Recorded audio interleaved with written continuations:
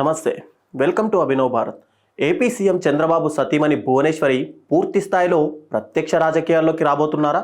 ముందు మరింత చురుగ్గా పాలిటిక్స్లో ఉండడానికి ఇప్పటి నుంచే సిద్ధమవుతున్నారా? గడిచిన ఏడాదిగా ఆమెను పరిశీలిస్తే భవిష్యత్ రాజకీయానికి ఆమె ఇప్పటి నుంచే ప్రిపేర్ అవుతున్నారనే సందేహం కలగక మానదు. అసలు భువనేశ్వరి రాజకీయాల్లోకి రావాల్సిన అవసరం ఎందుకు వస్తుంది? దీని వెనుక ఉన్న నిజమెంత, ప్రచారం ఎంత? ఈ విషయాలపై అభినవ్ భారత్ స్పెషల్ స్టోరీ.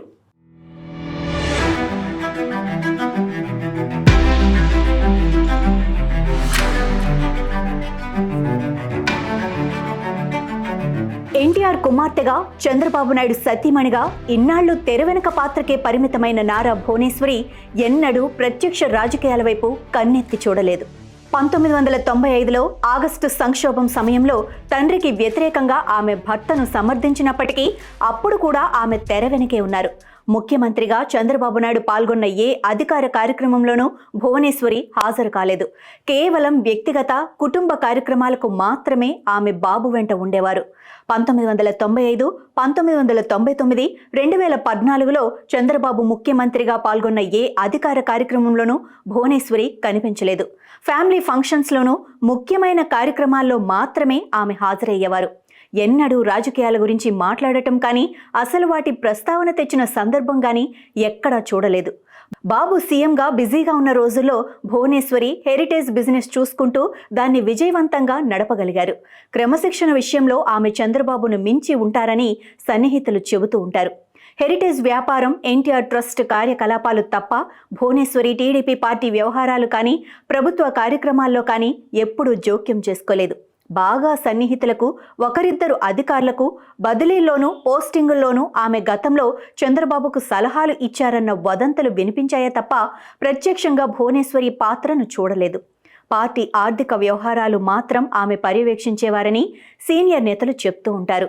డబ్బు విషయంలో చాలా ఖచ్చితంగా వ్యవహరిస్తారని, భువనేశ్వరితో పోలిస్తే డబ్బు విషయంలో చంద్రబాబు నాయుడు చాలా లిబరల్ అనే మాట కూడా పార్టీలో వినిపిస్తూ ఉంటుంది.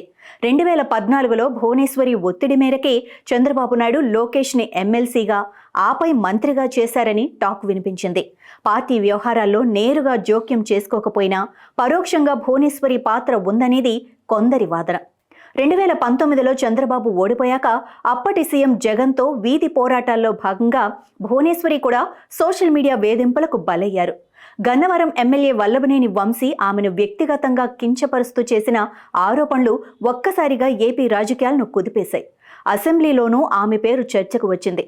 దీంతో చంద్రబాబు ఒక్కసారిగా షాక్ అయిపోయారు.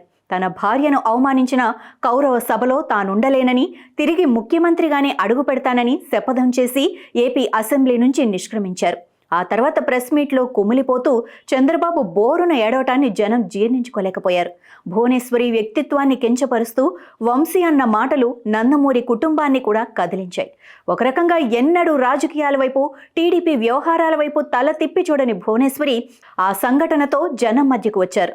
ఆ తర్వాత స్కిల్ డెవలప్మెంట్ కేసు చంద్రబాబుని అరెస్టు చేసి 52 రోజులు జైల్లో పెట్టిన సంఘటన ఆమెను రాజకీయాల వైపు నడిపించింది.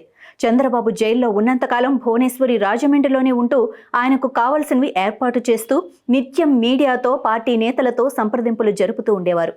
ఒకానొక సమయంలో చంద్రబాబు కనుక ఎన్నికల వరకు జైలు నుంచి రాకపోతే భువనేశ్వరికే పార్టీ పగ్గాలు అప్పజెప్పి ఎన్నికల్లో ఆమెను జనంలో తిప్పాలన్న ప్రతిపాదన కూడా వచ్చింది. చంద్రబాబు జైల్లో ఉన్న సమయంలో తరచూ మీడియాతో మాట్లాడాల్సి రావడంతో ఆమెలో ఉన్న కాస్త బెరుకు పోగొట్టుకున్నారు. ఆ సమయంలోనే నిజం గెలవాలి అన్న నినాదంతో జనంలోకి యాత్ర కూడా చేశారు. నిజానికి అదే ఆమె పొలిటికల్ అరంగేట్రంగా భావించవచ్చు. నిజం గెలవాలి యాత్ర సందర్భంగా 13 జిల్లాల్లో అన్ని నియోజకవర్గాలు తిరుగుతూ పార్టీ నాయకులను, సాధారణ ప్రజానికాన్ని కలుస్తూ చంద్రబాబుకు జరిగిన అన్యాయాన్ని వారికి చెబుతూ ఊహించిన దానికన్నా 100 రెట్లు ఎక్కువ సానుభూతిని కూడగట్టగలిగారు భువనేశ్వరి. ఆ సమయంలో చంద్రబాబు అంచనాలకు కూడా అందనంతగా జనంలోకి వెళ్లిపోయారామె. ఆ తర్వాత ఎన్నికల్లో కూడా పార్టీకి పూర్తి స్థాయిలో ప్రచారం చేశారు. కుప్పం నియోజకవర్గం బాధ్యతలు భువనేశ్వరి స్వీకరించారు. ఎన్నికల్లో భువనేశ్వరి ప్రచారం కూటమికి చాలా కలిసి వచ్చింది. 164 సీట్లతో చారిత్రాత్మక విజయం సాధించిన తర్వాత ప్రమాణ స్వీకారం రోజు ప్రధాని మోడీ కూర్చున్న వేదికపైనే భువనేశ్వరి కూడా ఉన్నారు. చంద్రబాబు 4వ ముఖ్యమంత్రిగా ప్రమాణ స్వీకారం చేస్తున్న వేదికపై భువనేశ్వరి మొదటిసారి హాజరయ్యారు. అంతేకాదు చంద్రబాబు ముఖ్యమంత్రిగా కార్యాలయ బాధ్యతలు స్వీకరించిన రోజు కూడా ఆమె దగ్గరుండి ఆ కార్యక్రమాన్ని పర్యవేక్షించారు. ఆ తర్వాత అన్న క్యాంటీన్ల ఓపెనింగ్ నుంచి అడపాదడపా ప్రభుత్వ కార్యక్రమాలన్నింటిలోనూ భువనేశ్వరి కనిపిస్తున్నారు. పార్టీ ముఖ్య నేతలతో మాట్లాడుతున్నారు. పాలనా వ్యవహారాలు, పథకాలపై అవగాహన పెంచుకుంటున్నారు.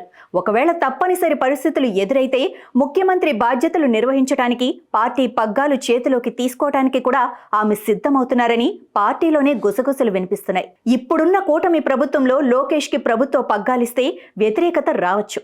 అంతేకాదు పవన్ కళ్యాణ్ ఉండగా లోకేష్కు బాధ్యతలు ఎలా ఇస్తారంటూ కాపు సామాజిక వర్గంతో పాటు ఎమ్మెల్యేలు కూడా అడ్డం తిరగచ్చు.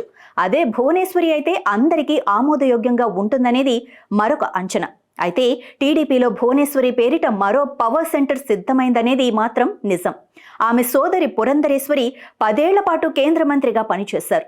మొన్న కూడా కేంద్ర మంత్రి పదవి త్రుటిలో తప్పిపోయింది.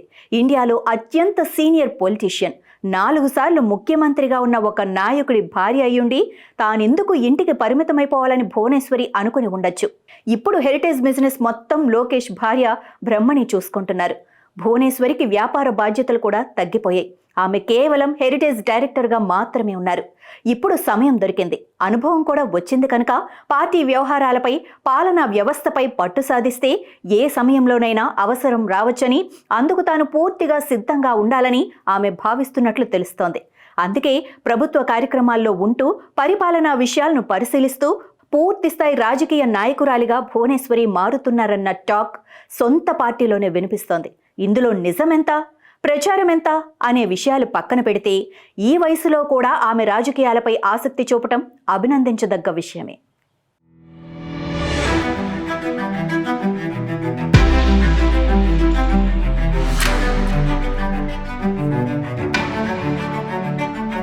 నాయకులారా, మీ పనితనం మీ అధినాయకులకు తెలియజేయాలనుకుంటున్నారు. ప్రజలారా, మీ సమస్యలను మీ నాయకులకు తెలియజేయాలనుకుంటున్నారు. ప్రజా సమస్యల పరిష్కార వేదిక మీ అభినవ్ భారత్.